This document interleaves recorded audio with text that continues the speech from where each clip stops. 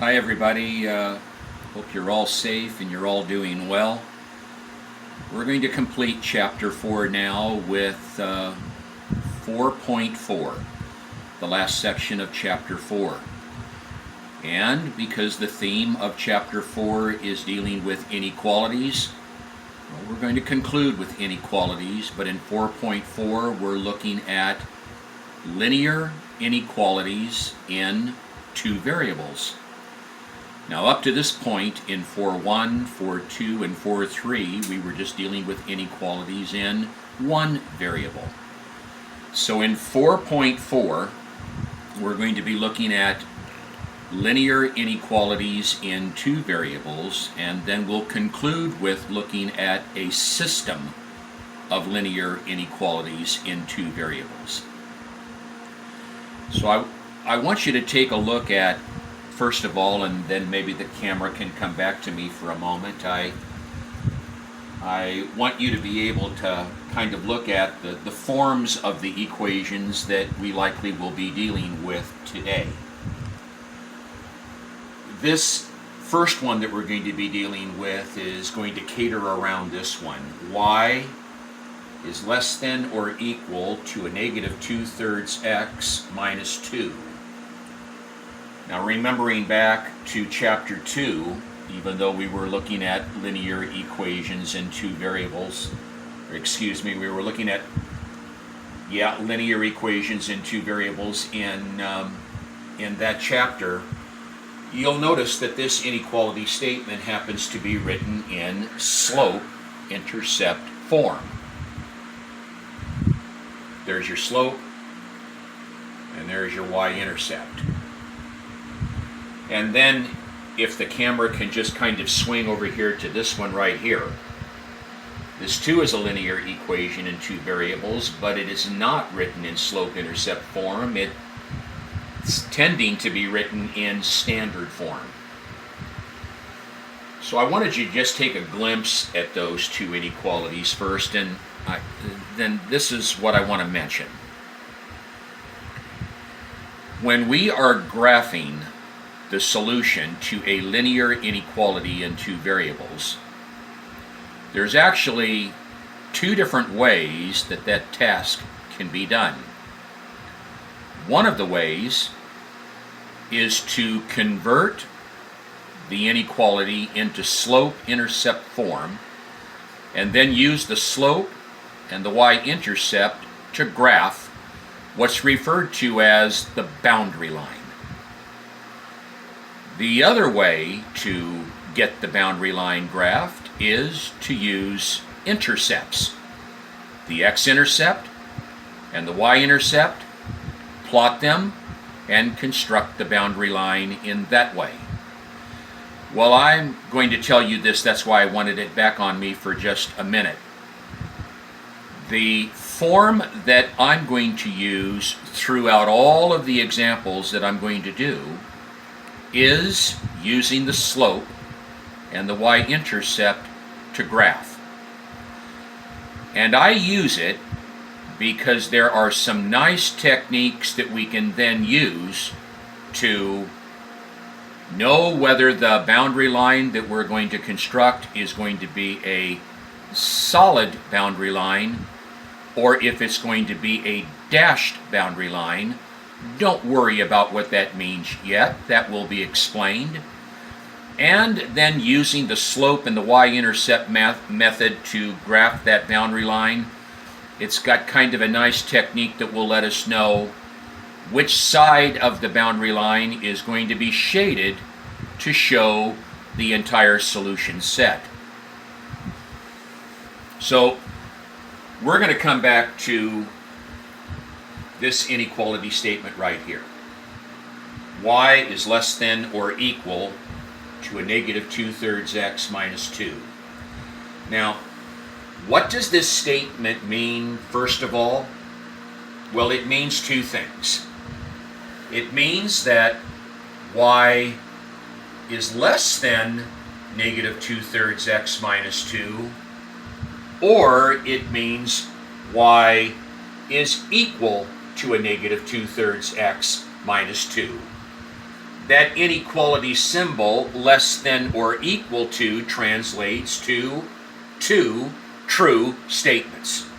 Y is less than a negative 2/3 x minus 2, or y is equal to a negative 2/3 x minus 2. Now, concentrating on the equation part of this inequality statement, y is equal to a negative 2/3 x minus 2. We can clearly see that it is written in slope-intercept form. The slope is negative 2/3, and the y-intercept is negative 2. So right below that equation part of this inequality, I identified the slope as a negative 2/3, and I even went further and I identified the numerator of negative 2 as our rise, which you know it to be, and our denominator of 3 as our run. And then below that, I identified the y-intercept. Now, from the equation part of this, we can see that the y-intercept is negative 2.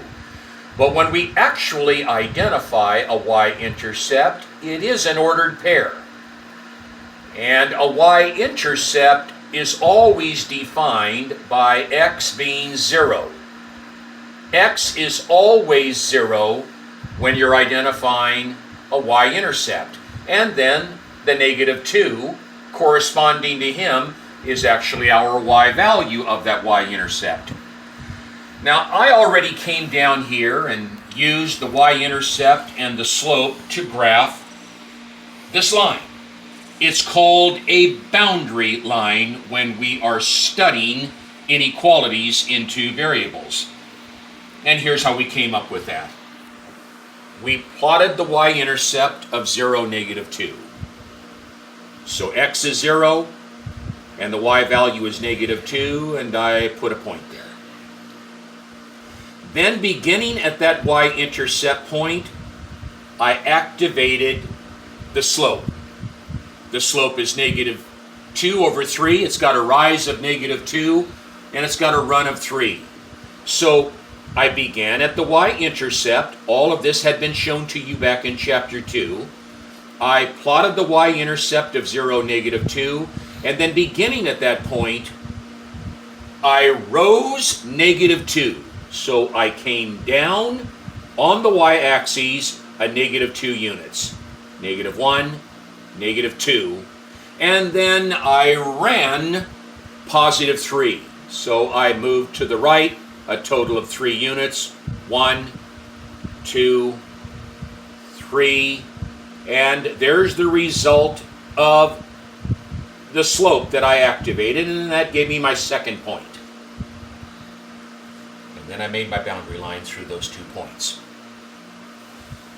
Notice the characteristic about that boundary line.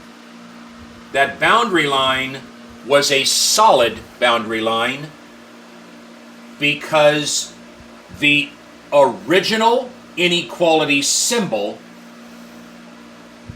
had the equal sign attached to it. If the equal sign is attached to the inequality symbol, then the boundary line has to be solid. So this boundary line satisfies this portion of the inequality. It satisfies the equation part of it. But what about the inequality part of it? What about this part that says y is less than a negative 2/3 x minus 2? Where are the rest of those solutions going to come? What we currently have right now is the solid boundary line, which contains all of the points that satisfy the equation part. But what about all of the points that satisfy the inequality part? Where do they go? Well, they will either go in a shaded design. They will either be all of the points that will be below this boundary line, or they will be all of the points that are above the boundary line. And the technique that I'm using to determine which side it's going to go is principally going to be based on this. I'll go to another wall in this room in a moment, but while I'm right here, I'm going to make this statement. It is a rule when it's written in slope-intercept form. People, if the inequality symbol is linked to is less than, or less than or equal to, if the inequality symbol is linked to is less than, you will always shade below the boundary line. And the reason why you will shade below it, because y gets lesser when you go below a boundary line. Just look at this boundary line for a second, and let's look at the y-intercept point. That y-intercept point is -2. Notice the values of y get smaller when you go below. That y value is -3. That y value is -4. That's -5. Values of y get smaller when you go below. And y values get larger when you're going above. Now, let me finish off the graph of this particular one. Again, this equation portion of the inequality, that's this line, solid. Every single point that is on this line, every single point satisfies the equation part of this inequality. Where are the points that satisfy the inequality part? Look at the inequality, it's less than. And when it's less than, you'll shade below. So we would come, and I'm not going to get carried away here because I'm working off of a whiteboard and I'm going to try to keep this clean. You would shade everything below. It would be all of this. All of this. Now, I'm going to pull away from this for a bit, and I'm going to have Christian just kind of go to this sheet of paper. When we are graphing a linear inequality in two variables, as well as a system of linear inequalities in two variables, I believe there are two key considerations that we want to make sure that we know. One of those considerations is the nature of the boundary line. What will that line look like when we graph it? Well, here are the two key considerations. If the inequality symbol contains the equal sign, less than or equal, or greater than or equal. If the equal sign is attached to the inequality symbol, you will always make a solid line. Equal sign present, solid. If there is no equal sign attached to the inequality, if it simply is less than or greater than, and no equal sign attached, it will be a dashed line.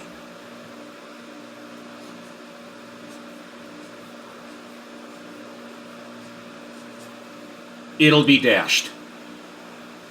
That's consideration number one.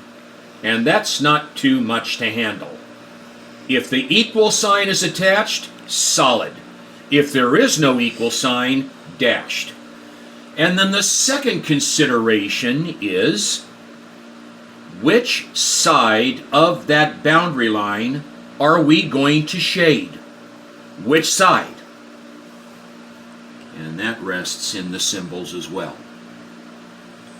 If the inequality symbol is linked to is less than or is less than or equal to, if the inequality symbol is linked to is less than, you will always shade below the boundary line. And we just came away from a problem where we shaded below. And the reason why we shaded below is because the inequality symbol was linked to is less than. If the inequality symbol is linked to is greater than or greater than or equal to, you will always shade above. Always. Now, people, before I leave this, these considerations are true, and they are guaranteed to be true if we are using the slope-intercept form to make our boundary line. And I, like I already told you, I am strictly going to be using the slope-intercept model to graph the inequalities and the systems of inequalities that we're going to be doing today. I am not choosing to use the x-intercept or the y-intercept. And if this is going to mean anything to you, and it probably will to some of you, I am not going to be using quote-unquote test points. If you're comfortable with test points, and that is the way that you were taught, and you want to use the test points, that's fine. But I don't have the time to cover both methods. There are reasons why I am using the slope-intercept model to do these tasks. So now I'm going to come back and we're going to get started. Now I'm going to erase this.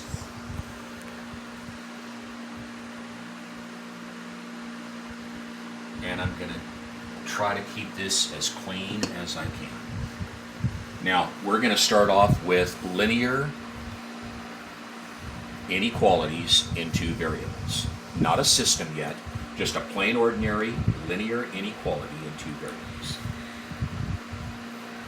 And notice it's 3x minus 4y is less than 4. Step number 1. We're going to solve the inequality for y because I want it in slope-intercept form. So here we go. Negative 3x, negative 3x. Bring down the negative 4y is less than, we bring down the x term first and then the constant. Negative 3x, positive 4. Now it's kind of taking on the image of slope-intercept. Got to solve it for y. And because we're going to have to divide by a negative, we're going to have to reverse it. So negative 4y divided by negative 4, reverse, is greater than negative 3x divided by negative 4 plus 4 divided by negative 4. We'll get it now down to this. Y is greater than, let's simplify, it's a negative divided by a negative, and that will give us a positive 3/4 x. Positive 4 divided by negative 4, negative 1. Now, we have it in slope-intercept form. Now, folks, what I like about the method that I'm choosing is that once we have it in slope-intercept form, we're going to identify 4 key items that will allow us to complete the graph and the shading and get the entire problem done. Item number 1, I'm going to kind of write it right here. I'll kind of circle this because there's my slope-intercept model. Item number 1. We want to identify the y-intercept.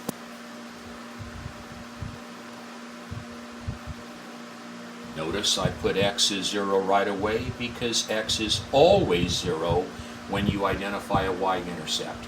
And the y value, there he is. Item number 2, we want to identify the slope. 3/4. I'm going to put rise, and I'm going to write run.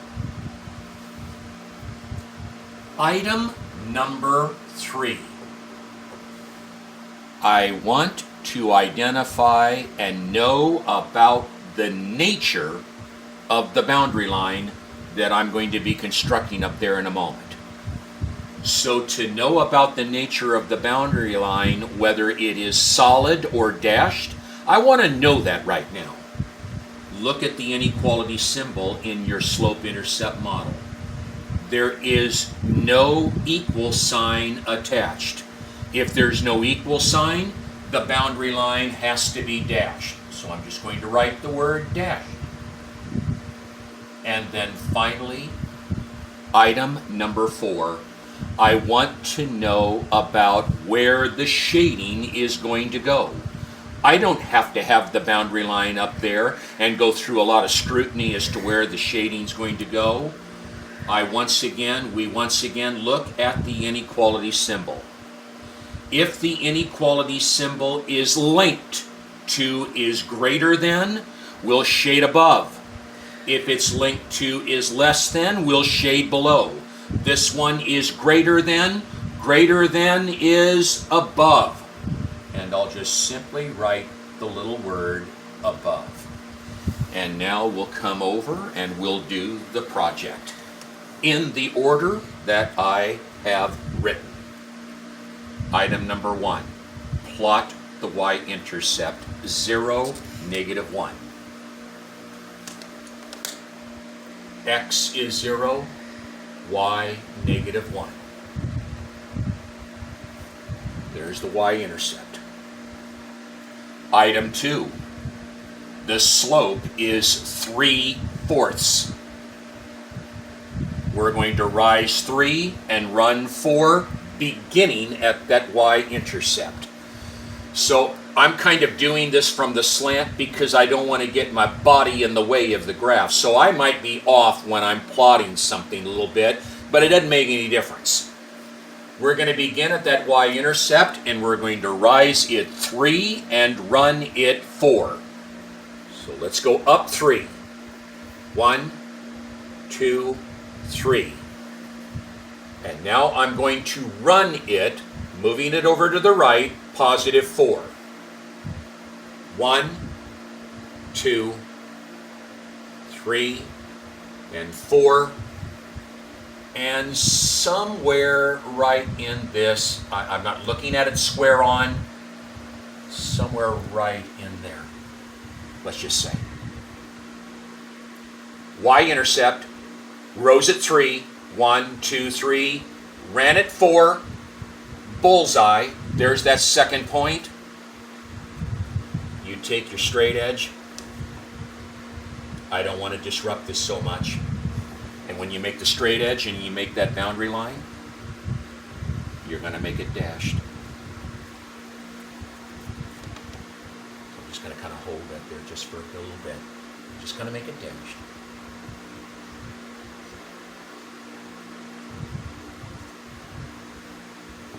Goes through those points. Arrow. And then 4, we're going to shade above. And that would be all it is. I just don't want to disrupt stuff. It would be, you don't have to get carried away. You don't have to make some art design. Shade above. It's done. It's the little look. Yours, when you do it, I mean, you'll just shade. You'll cover up maybe this portion of the y-axis. I just kind of have to keep it somewhat clean a little bit, okay, when I'm doing this.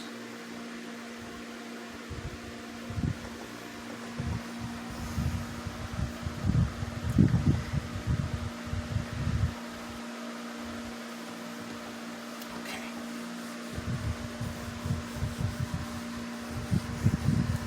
just going to take a look at one other linear inequality, and I'll just go with this one, you know, for right now.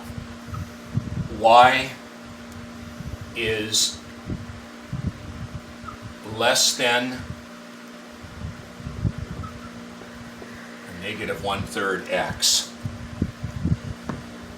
Now obviously we can look at this one and we can see that it's already in slope-intercept form. It doesn't clearly, to our eyes, show us the y-intercept because the y-intercept always follows the x term.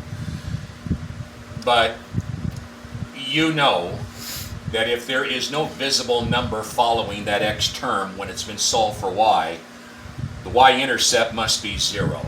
It must theoretically be that. So it's already written in slope-intercept form. Item number 1, the y-intercept, and that has to have an x value of 0, and it just so happens that the y value is going to be 0. The second key characteristic is the slope. So the slope is a negative 1/3. Now notice up here in this statement, the negative sign tends to be even Steven with the fraction bar. It's ordinarily written oftentimes that way when you're looking at the statement, but when you identify the slope, you have to make a decision whether your rise number or your run number is going to carry the negative weight. Now I always let the rise carry the negative, so I'm going to very carefully write the slope as a negative 1/3 and call him rise and call him run. And characteristic number 3, the nature of the boundary line. Well, it's going to be dashed again because there's no equal sign.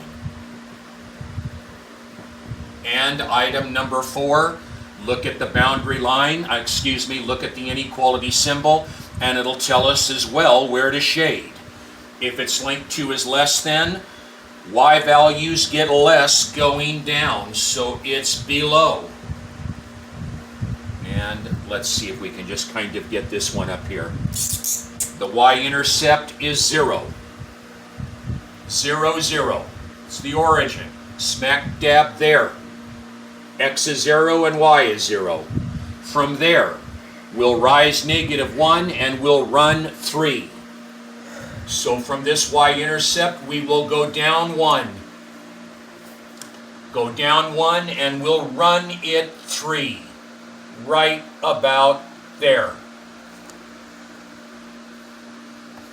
And then maybe without picking up that Home Depot paint stick, we'll just kind of eyeball this, and we'll just kind of make a dashed. Cutting through those guys. It's dashed. Okay? All the points that are on that, they don't satisfy any part of the overall solution. We don't have any solutions yet. The solutions will strictly come below. And so, it's all of this commotion right here. It's all of this down here is where it would be. You don't have to get carried away down here. When you show that, I can see it.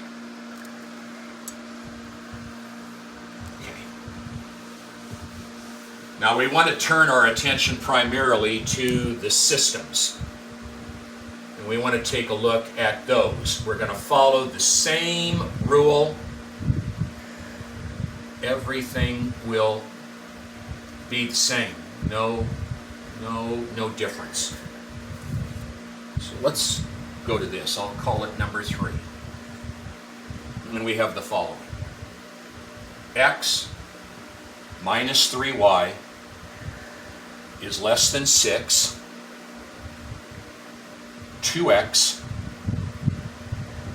plus 3y is greater than or equal to negative 6.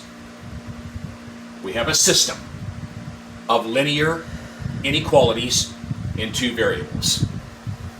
Step number 1, obviously, is to take each singular inequality and get each one of them solved for y, and then identify the 4 key characteristics for each one. So, we'll just come down here And I'll write down number 1 right about here.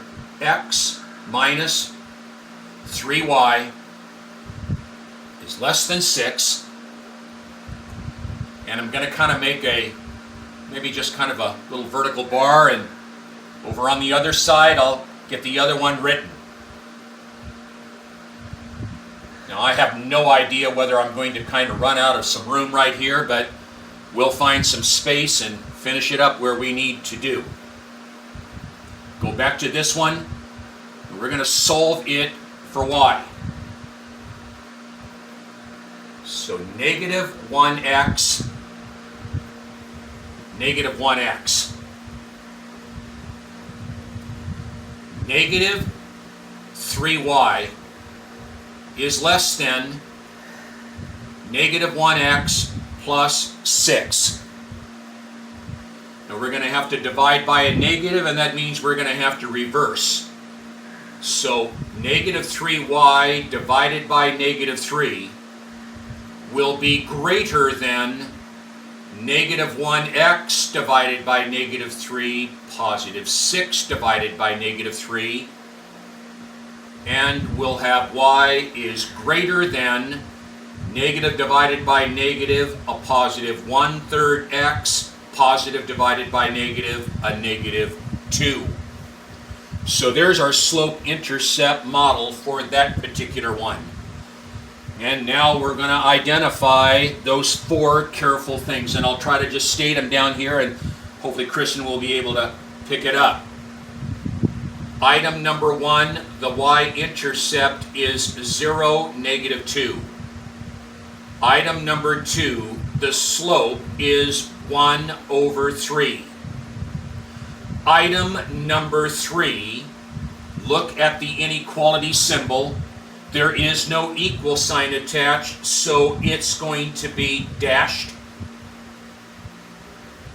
And item number 4, it is greater than, and greater than is above. Now I'm just going to put that on hold. I'm not going to do anything with it yet. I've just got all the data there. Now let's go to the second one, and let's solve it for y. Negative 2x, negative 2x, 3y is greater than or equal to negative 2x, negative 6. Over 3, over 3, over 3. Y is greater than or equal to a negative 2/3 x, negative 2. Let's identify the 4 things for that. I'll just kind of go back and circle him. The data is below. I'll circle him. You see, you'd have a whole lot more room than I do. Item number 1, the y-intercept is 0, him. Item number 2, the slope is a negative 2/3, so I'm going to let the rise carry the negative and the run carry the positive. Item number 3, it's a solid boundary line because the equal sign is attached.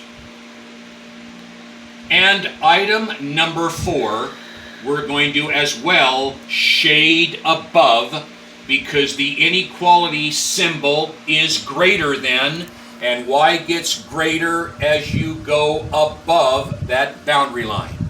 So there's that data. And now we come over and we'll come back to the first set of data for the first inequality, and we'll get that constructed up there, and we're going to show you something very, very nice that you can do that will let us know where eventually the shading will go for the entire problem.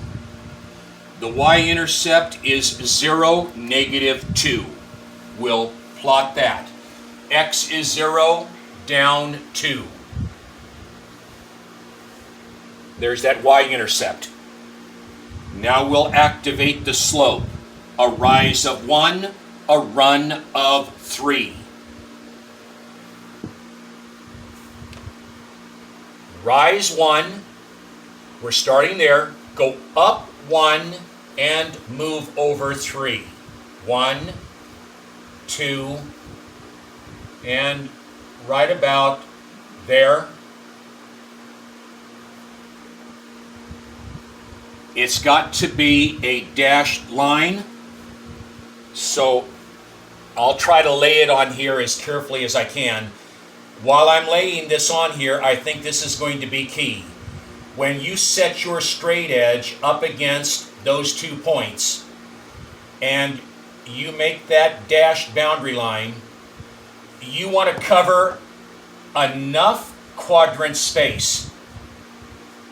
You want to cover enough quadrant space when you're doing it. Put an arrow on each end, and then here's the technique that we want to share. We've got the boundary line. We have no solutions yet for that equation. The solutions are strictly going to come from where the shading gets done. But we're not going to do any shading yet, but we will do this. Look at number 4. It tells us that we have to shade above. We'll ordinarily shade up here, but we're not going to do any shading yet. We're just simply going to do this. Go to the vicinity of each arrow on this boundary line. One on this end and one on this end. And I'll kind of show this part in black. Instead of doing any shading, we'll just simply show an arrow where the shading is going to be done. It's going to be shaded above. So we're just going to simply put an arrow pointing up on that end, and we'll do the same thing on this end. We know where the shading will go. All right, put it on hold, and let's go to the second one. We're going to plot 0, -2 as well. And that's right here. And then the slope, we're going to go a rise of -2 and a run of 3. So we're going to go down 2 and over 3. So beginning at this y, same y-intercept, 0, -2. We're going to go down 2 and over 3. So down 2, 1, 2. And we're going to run it 3. 1, 2, 3 is difficult. Going down and moving it over 3. 1, 2, and over 3. 1, 2, 3. Let's say it's right about, that's good enough, right about there. There was the y-intercept. There's the second point. Then we'll make it solid. I'm going to freewheel this, folks. We're going to make it solid.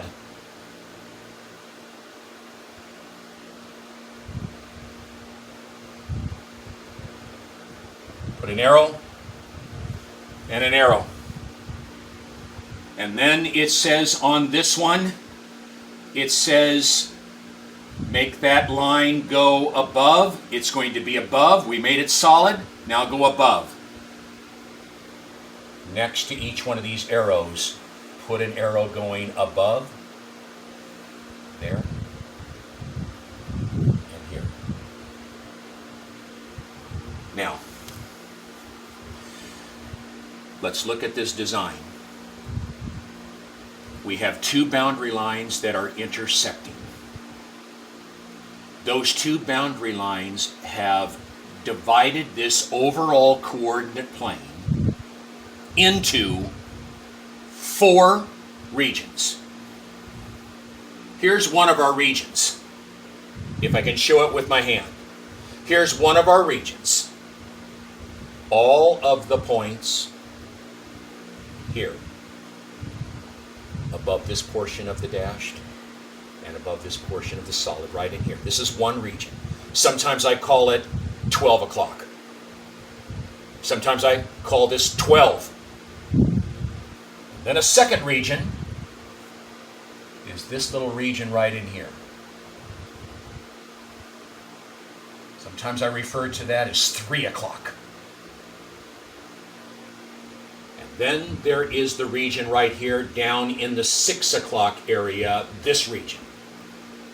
All of the points below this portion of the solid and below that dash, all of those.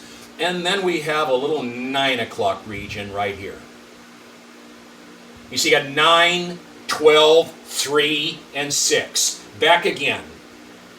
This right up here is the 12 o'clock. Then we've got the 3 o'clock.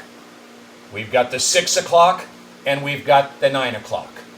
That's the regions that get obtained from the intersection of those two boundary lines. Where is your solution? Your solution is found in the region where you have 2 arrows. Let's come down here at 6 o'clock. We don't have any arrows whatsoever in the 6 o'clock region. There are no arrows pointing down in that region. Let's look at 9 o'clock.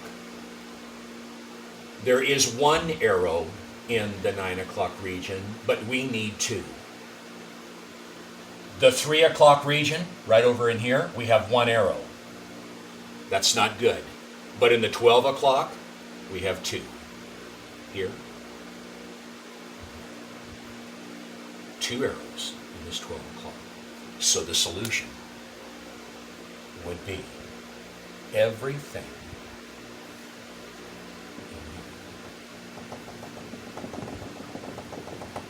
all of this stuff right here, it would move out. You see, this one would continue to move out, so it's all of these solutions right in there that would satisfy that overall inequality. That is the mechanism. Now, folks, I know it's only one example, but I think you can see we've got a mess up here.